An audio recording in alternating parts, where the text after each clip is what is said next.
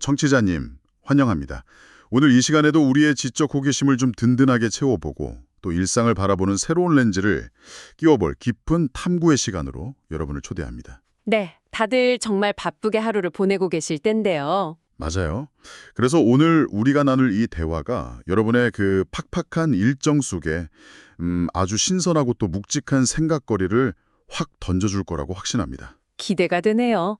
오늘 다룰 내용이 꽤 특별하죠? 그럼요. 오늘 우리가 깊이 파고들 자료는 시중에 흔한 평범한 자기계발서나 경영학 아티클 이런 게 아닙니다. 바로 정영기 목사님께서 보내주신 오늘 맥체인 본문입니다. 아주 귀한 텍스트네요. 네, 이 텍스트들을 바탕으로 우리가 오늘 탐험할 핵심 주제가 바로 균형 잡힌 삶입니다. 흔히들 균형이라고 하면 보통 아주 기계적인 물리적 나눔을 딱 떠올리잖아요. 그렇죠. 워라밸이라면서 일과 휴식을 정확히 50대 50으로 나눈다거나 아니면 내 모든 인간관계의 에너지를 똑같이 분배해야 한다는 그런 계산적인 접근 말이죠. 약간 숨 막히는 줄타기 같은 느낌이 들죠? 맞습니다. 하지만 오늘 텍스트가 말하는 균형은 그런 게 아닙니다. 하나님과 이웃, 그리고 우리 삶의 모든 영역에서 하나님의 뜻을 따라 조화롭게 살아가는 아주 역동적인 상태를 의미하거든요. 오늘 이 방대한 개념을 함께 입체적으로 풀어갈 전문가 모셨습니다. 반갑습니다, 청취자 여러분. 오늘 이 깊고 풍성한 텍스트를 함께 탐구하게 돼서 저도 무척 기대가 됩니다. 방금 호스트님 말씀하신 것처럼 우리가 일상에서 말하는 균형은 종종 통제에 가깝거든요. 통제요? 내가 다 쥐고 흔들어야 한다는? 네. 내 삶의 모든 변수를 완벽하게 통제할 수 있다는 착각에서 출발하는 거죠. 하지만 정영기 목사님께서 보내주신 오늘 맥체인 본문에 포함된 4가지 말씀, 출애굽기 18장, 누가복음 21장, 욥기 36장, 고린도 후서 6장을 보면 전혀 다른 그림이 그려집니다. 사실 시대도 상황도 문학적 장르도 완전히 다른 4가지 텍스트잖아요. 그렇죠. 그런데 놀랍게도 조화로운 삶이라는 하나의 거대한 주제를 관통하고 있어요. 그래서 오늘 우리의 미션은 이겁니다. 통제력을 내려놓는 것, 외부의 혼란 속에서도 우선순위를 지키는 것, 이해할 수 없는 상황에서 하나님의 섭리를 신뢰하는 것, 그리고 고난 속에서도 타인을 향해 마음을 넓히는 것. 와, 벌써부터 마찰과 역설이 느껴지는데요. 네, 이것들이 어떻게 우리의 실제 삶에서 진정한 균형을 만들어내는 구체적인 기둥이 되는지 짚어보는 게 오늘 탐구의 미션입니다. 좋습니다. 자, 이걸 한번 파헤쳐보죠. 첫 번째 본문인 출애굽기 18장으로 가보겠습니다. 이드로와 모세 이야기죠. 네네. 우리는 보통 이드로가 모세에게 천부장, 백부장 제도를 제안한 이 사건을 아주 단순한 리더십 위임이나 경영학적 효율성 측면에서만 읽고 넘어가잖아요. 그렇게 보기 쉽죠. 시스템을 만들었다 정도로요. 근데 상황을 심리적으로 좀 들여다보면요. 모세가 지금 아침부터 저녁까지 네. 혼자 딱 앉아서 그 수백만 명이나 되는 백성들의 크고 작은 송사를 일일이 재판하고 있어요. 완전 과부하 상태죠. 맞아요. 이게 단순히 일이 많은 게 아니라 나 아니면 안 돼라는 거대한 책임감이자 동시에 통제에 대한 집착이기도 하거든요. 정확한 지적입니다. 이것을 더 큰 그림과 연결해보면 권한을 위임한다는 건 조직관리 테크닉 이상의 의미예요. 세상의 방식은 철저히 통제와 독점이잖아요. 능력이 뛰어날수록 권력을 더 꽉 주려고 하죠. 맞습니다. 정보의 병목 현상을 일으키면서까지 다 자기 통제 아래 두려워하죠. 모세 입장에서도 그럴만했어요. 그는 하나님과 직접 대면하는 유일한 영적 지도자였으니까요. 백성들도 당연히 모세한테 가야 하나님의 뜻을 알 수 있다고 믿었겠죠. 모세의 권위는 독보적이었으니까요. 그렇죠. 바로 그 지점입니다. 그런데 출애굽기 18장 24절을 보면요. 이에 모세가 자기 장인의 말을 듣고 그 모든 말대로 하여라고 나와요. 저 이거 읽으면서 약간 충격받았거든요. 어떤 부분에서요? 아니, 홍해를 가르고 시내산에서 하나님과 독대하는 이 위대한 선지자가 미디안 제사장인 장인 이드로의 그 행정적인 조언을 듣고 유능한 사람들을 택해서 천부장, 백부장, 50부장, 10부장을 세운 거잖아요. 과감하게 권한을 내려놓은 거죠. 자신이 다 통제해야 한다는 강박을 버린 거군요. 네, 그게 진짜 대단한 것 같아요. 그게 바로 진정한 균형의 첫 번째 조건인 겸손입니다. 혼자 짐을 다 지는 게 겉으로는 대단한 헌신처럼 보일 수 있어요. 하지만 그 심연을 보면 타인을 신뢰하지 못하는 교만일 수도 있거든요. 와, 뼈 때리는 말씀이네요. 모세가 위임했다는 건 자신의 한계를 투명하게 인정했다는 뜻입니다. 나아가 하나님이 나뿐만 아니라 다른 사람들에게도 지혜와 분별력이라는 은사를 주셨음을 존중한 거죠. 통제력을 내려놓고 짐을 나누는 겸손. 이거 없이는 개인도 공동체도 건강한 균형을 유지할 수 없겠네요. 현대사회의 그 완벽주의자들, 번아웃 겪는 분들에게 시사하는 바가 큽니다. 나만 완벽하게 할 수 있다는 환상을 깨야 하죠. 불완전해 보이는 타인에게 자리를 내어주는 게 결국 모두가 숨 쉴 수 있는 균형점입니다. 좋습니다. 내부적 통제력을 내려놓는 게 첫 번째 기둥이라면 외부 환경에 대한 통제력을 완전히 상실했을 땐 어떨까요? 여기서 자연스럽게 신약의 누가복음 21장으로 넘어갑니다. 분위기가 확 바뀌죠. 네, 예수님께서 다가올 세상의 종말과 환란, 핍박에 대해 아주 무거운 예언을 하시는 장면이에요. 출애굽기가 일상적인 조직 상황이라면 누가복음 21장은 생존 자체가 위협받는 카오스입니다. 전쟁, 지진, 전염병, 심지어 가족에게 배신당해 죽음에 이른다는 무시무시한 경고가 등장하잖아요. 우리가 통제할 수 있는 게 단 하나도 없는 상황이죠. 저울이 아예 박살나버린 것 같은. 맞습니다. 근데 그 혼돈 한가운데 정말 역설적인 예수님의 약속이 나옵니다. 제가 17절에서 19절을 인용해 볼게요. 또 너희가 내 이름으로 말미암아 모든 사람에게 미움을 받을 것이나 너희 머리털 하나도 상하지 아니하리라. 너희의 인내로 너희 영혼을 얻으리라. 네. 저는 이 구절의 긴장감이 대단하다고 봐요. 미움을 받고 순교하는 제자들도 나올 텐데 머리털 하나 상하지 않는다는 절대적 보호를 동시에 말씀하시잖아요. 물리적 핍박과 영적인 안전이 막 충돌하고 있어요. 여기서 매력적인 점은 예수님이 말씀하시는 균형이 외부 환경의 평온함에 전혀 의존하지 않는다는 사실입니다. 아, 외부 조건과는 상관없다. 네. 우리는 보통 아무 문제 없고 재정적으로 안정되어 있을 때를 균형 잡혔다고 생각하잖아요. 하지만 진정으로 균형 잡힌 삶은 태풍이 몰아쳐도 결코 흔들리지 않는 내면의 중심축을 갖는 겁니다. 육체는 상할지라도 영혼의 본질은 아무도 건드릴 수 없다는 영적 현실을 직시하는 거군요. 정확합니다. 그럼 그 중심축을 지켜내는 방법이 방금 19절에 인내로 너희 영혼을 얻으리라는 말씀이겠네요.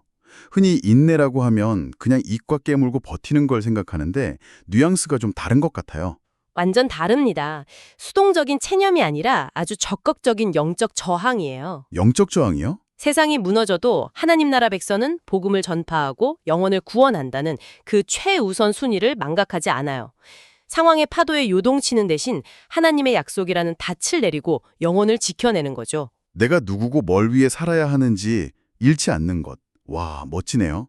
외부 세계가 미쳐 돌아가도 내면 깊은 곳은 우선순위에 고정되어 고요할 수 있다. 위대한 역설입니다. 고난 한가운데서 무너지지 않는 성도의 역동적 균형이죠. 네. 근데 청취자님, 여기서 아주 현실적이고 까다로운 질문 하나가 생깁니다. 핍박하는 세상이라는 뚜렷한 적이 있으면 오히려 인내할 수 있어요. 근데 나에게 닥친 이 이해할 수 없는 고난이 마치 하나님으로부터 온 것 같을 때, 가장 힘든 순간이죠. 네, 하나님이 불의를 방관하시는 것 같을 때는 어떨까요? 여기가 진짜 흥미로운 부분인데요. 바로 구약의 욥기 36장으로 들어가 보겠습니다. 욥기는 텍스트 자체가 까닭 없는 고난이라는 거대한 문제를 정면으로 다루고 있잖아요.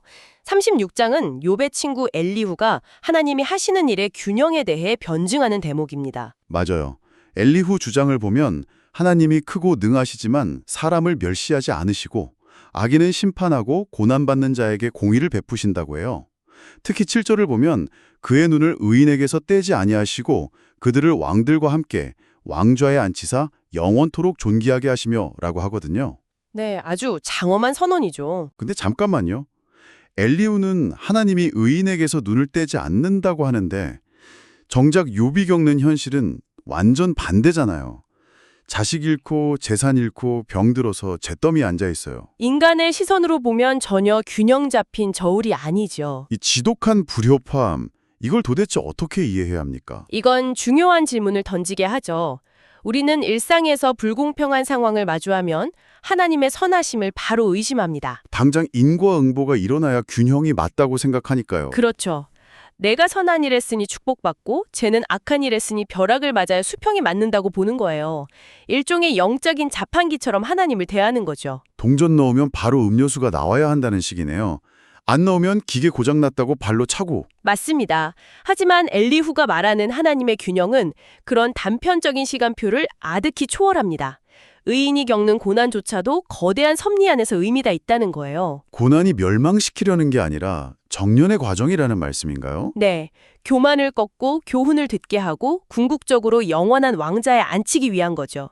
당장 눈앞의 현실이 부조리해 보여도 우주 전체를 다스리시고 영원의 관점에서 공의를 집행하시는 하나님의 뜻을 끝까지 신뢰하는 것. 아, 내 손에 든 그 작은 저울을 내려놓고 하나님의 거대한 저울을 바라봐야 하는군요. 그게 궁극적인 신앙적 균형입니다. 치아를 영원이라는 스케일로 넓혀야만 이해할 수 있네요. 지금 퍼즐 한 조각만 들고 전체 그림 틀렸다고 불평할 게 아니라 맞추고 계신 그 손길을 신뢰해야 한다는 거. 청취자님들 중에서도 지금 하나님의 침묵에 절망하는 분이 계시다면 이 거대한 공의를 다시 기억하셨으면 좋겠습니다. 정말 중요한 포인트입니다. 자, 이렇게 섭리를 신뢰하는 법을 배웠다면 이제 실제 우리 삶과 인간관계에서는 어떤 반응이 나와야 할까요? 대망의 마지막 본문, 고린도후서 6장입니다. 사도 바울이 나오죠. 그의 삶이야말로 이 모든 역설과 균형의 실전 압축판입니다. 맞아요. 출애굽기의 모세처럼 책임감 안고 개척했고, 누가복음 예언처럼 극심한 핍박 겪었고, 욥기처럼 당장 이해 안 되는 육체의 가시를 안고 살았잖아요. 6장 앞부분 보면 매맞음, 갇힘, 굶주림 리스트가 쫙 나옵니다. 처절하죠. 근데 그 고통의 리스트 뒤에 나오는 고백이 충격적이에요. 무명한 자 같으나 유명한 자요. 근심하는 자 같으나 항상 기뻐하고 가난한 자 같으나 많은 사람을 부유하게 한다. 그리고 정점에 도달하는 11절. 고린도인들이여 너희를 향하여 우리의 입이 열리고 우리의 마음이 넓어졌으니. 네. 전 여기서 바울이라는 인간의 그릇에 진짜 소름이 돋았어요. 어떻게 이게 가능합니까? 이 구절이 왜 놀라운지 심리적으로 접근해 보면요. 인간의 가장 자연스러운 방어 기제는 상처받으면 마음의 문을 쾅 닫고 공간을 좁히는 거예요. 고린도 성도들처럼 자신을 오해하고 비난했던 사람들에겐 더 방어벽을 치겠죠. 당연하죠. 자기 연민에 빠져서 고슴도치처럼 가시를 세우는 게 보통입니다. 요즘 현대상담에서도 상처 주는 사람과는 거리 두고 경계 지키라고 하잖아요. 그런데 바울은 오히려 마음의 지경을 넓혀버렸습니다. 웅크린 게 아니라 상처내는 사람들을 다 담아낼 만큼 심장을 거대하게 확장한 거예요. 이것이 하나님 나라 백성이 보여주는 위대한 관계적 균형입니다. 와우, 바울이 멘탈이 원래 강해서 그런 게 아니겠죠? 아닙니다. 앞서 욥기에서 본 것처럼 우주를 통치하시는 하나님과의 수직적 신뢰가 완벽하게 서 있었기 때문이에요. 수직적인 축이 단단하니까 외부 타격이 와도 수평적인 사랑을 끝없이 넓힐 수 있었던 겁니다. 예수님의 십자가 사랑을 본받아서 나를 아프게 한 이들까지 용납하는 태도, 고난 속에서 사랑의 용량을 키워내는 삶, 정말 아름다운 균형이네요. 수직적 축이 깊어질수록 수평적 넓이도 무한히 확장된다. 맞습니다. 성령의 통치를 받는 삶은 고난이라는 압력을 이용해서 마음의 풍선을 오히려 더 크게 불어버리는 거죠. 그래서 이게 다 무슨 의미일까요? 오늘 우리는 정영기 목사님께서 보내주신 오늘 맥체인 본문을 통해 우리 영혼의 골격을 세우는 4개의 굵직한 기둥을 탐험했습니다. 네, 정리를 한번 해볼까요? 첫째, 출애굽기 18장, 모세의 위임과 겸손. 둘째, 누가복음 21장, 환난 속에서도 우선순위를 잃지 않는 영혼의 확보. 셋째, 욥기 36장, 당장의 저울이 아닌 하나님의 영원한 공의를 신뢰하는 것. 마지막으로 고린도후서 6장, 상처 속에서도 이웃을 향해 마음을 넓히는 역설적 사랑. 이 시점에서 청취자님과 함께 조용히 일상을 돌아봤으면 합니다. 여러분은 지금 삶의 어느 지점에서 중심을 잃고 흔들리고 계신가요? 모세처럼 너무 많은 걸 혼자 통제하려 번아웃 직전이신가요? 아니면 기도 응답이 늦어진다고 하나님의 선하심을 의심하고 계신지. 혹은 바울이 겪은 억울한 오해 때문에 마음의 문을 굳게 걸어 잠그고 사랑을 식혀버리진 않으셨습니까? 이 4가지 텍스트는 굳어진 삶의 균열을 내고 새로운 조화를 요구하는 하나님의 살아있는 초대장입니다. 정말 묵직하게 다가옵니다. 오늘 이 깊은 텍스트들을 엮어내면서 제 머릿속에 아주 강력한 이미지가 하나 떠올랐는데요. 청취자님, 우리는 종종 균형이라고 하면 정적인 상태를 상상하잖아요. 실험실 저울처럼 완벽하게 멈춰있는 상태 말이죠. 네, 스트레스도 0이고 문제도 없는 상태. 근데 오늘 본문들이 그려준 삶의 궤적은 결코 정적이지 않아요. 모세가 시스템을 갈아엎고 제자들이 치열하게 복음을 전하고 욥이 고통 속에서 하나님과 씨름하고 바울이 핍박 속에서 숨가쁘게 사람들을 품어냈잖아요. 거친 폭풍호 속을 항해하는 돛덤배 같죠? 맞습니다. 그래서 어쩌면 참된 균형이란 가만히 서 있는 양팔 저울이 아니라 자전거를 타는 것과 같을지도 모르겠어요. 아, 자전거요? 네, 자전거는 가만히 멈춰서 있으면 비틀거리다 결국 쓰러지잖아요. 상처 안 받으려고 책임 안 지려고 웅크리고 있으면 내면의 균형이 무너지는 것처럼요. 자전거가 균형을 유지하는 유일한 방법은 앞으로 나아가는 거군요. 하나님의 선한 뜻과 공의라는 목적지를 향해 기꺼이 믿음의 페달을 밟는 것.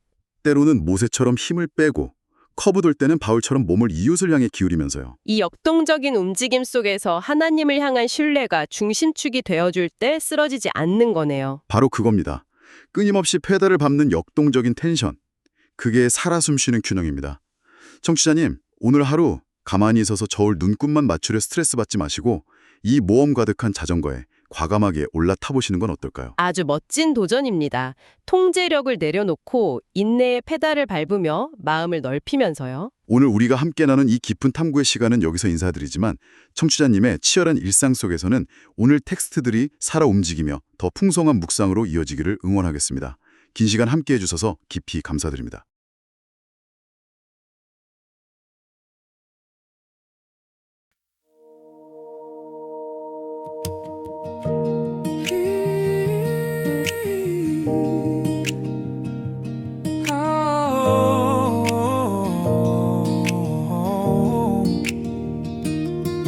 홀로 짐을 지고 지쳐가는 모세에게 장인이 들어가 말하네. 이 일이 내겐 너무 중함이라 혼자서 할 수 없으리라. 유능한 일꾼들을 세워 권한을 나누고 위임할 때 하나님의 일은 질서를 찾고 공동체는 평안을 얻네. 내 능력으로 모든 것을 통제하려는 교만을 내려놓고 서로의 은사를 존중하며 협력하는 겸손한 마음, 그 조화로운 조율 속에 균형 잡힌 삶이 시작되네. 하나님과 이웃 내 삶의 모든 자리 조화롭게 하소서. 치우치지 않는 믿음으로 균형 잡힌 삶을 살리라. 인내로 영혼을 얻으며 마음을 넓혀 사랑을 담고 무궁한 지혜에 하나님 신뢰하며 걷게 하소서. 주가 다스리시는 조화로운 나라 오늘 내 안에 임하소서.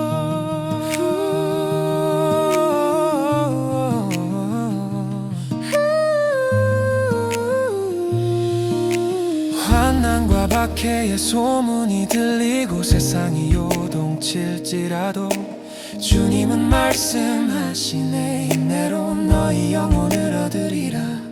머리터 하나도 상하지 않게 지키시는 주의 손길 믿으며 두려움 대신 복음의 소망을 품고 묵묵히 견디네.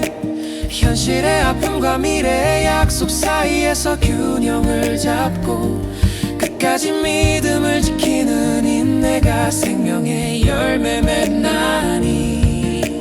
흔들리는 세상 속에서 영원한 나라를 바라보리. 하나님과 이웃 내 삶의 모든 자리 조화롭게 하소서. 치우치지 않는 믿음으로 균형 잡힌 삶을 살리라. 인내로 영혼을 얻으며 마음을 넓혀 사랑을 담고 무궁한 지혜에 하나님 신뢰하며 걷게 하소서. 주가 다스리시는 조화로운 나라 오늘 내 안에 임하소서. 악인을 살려두지 않으시나 고난받는 자에겐 공의를 의인에게서 눈을 떼지 않으시나